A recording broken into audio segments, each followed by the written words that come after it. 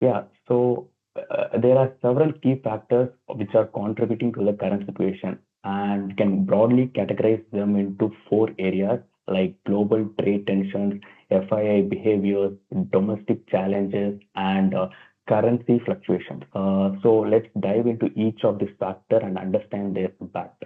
Global markets are highly interconnected, and any geopolitical or a trade-related conflict can have a ripple effect, whether it's on the ongoing dispute between the major economies like the US and China, or the rising protectionism, or a disruption in the global supply chain. These tensions create uncertainty in the market. For instance, if large economies impose tariff or a restriction, it affects the global trade volume. Here I'm referring to the US tariffs thing, what's going on with Mexico, Canada, and China, impacting India's exporters and industries such as the IT, farm, and manufacturing.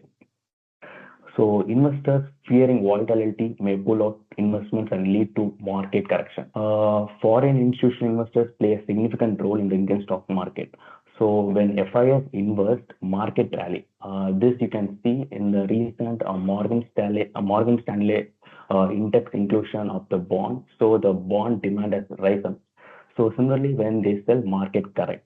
Later, the FIS have been offloading stocks due to multiple factors like the interest rate stuff, the strong dollar, and the global risk aversion. So particularly if I want to say, for instance, if you see the US bond yields becoming more attractive, FIS shifts their capital to safer assets, leading to outflow from emerging markets like India.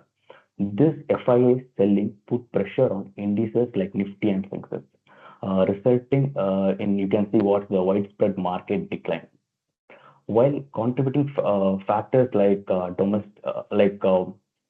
other factors like even domestic challenges like market volatility can be something due to the slow economic growth, inflation, kind of disappointing corporate earnings, or even kind of policies which are not certain. If I want to say, like for example, if inflation remains high, RBI may increase the interest rates and making borrowing costlier for businesses and individuals. Similarly, if corporate earnings fail to meet the expectation, investors' confidence takes a hit, leading to market correction. The policy decisions like taxation changes or the government spending cuts also have a direct impact on the market. Suppose if any particular sector there is the kind of any cut in subsidy in any particular sector, it would have some great impact on the stocks of that particular sector. Then lastly, the fluctuation of the Indian rupee against the US dollar, which is another key factor. Weakening rupee makes imports more expensive and increasing cost for the businesses that rely on the kind of goods such as oil, electronics, and machinery stuff. Weak rupee also affects FIA sentiment since foreign investors earn in dollars. Depreciating rupee erodes their returns, prompting them to sell Indian assets. This in return puts further downward pressure on the stock market.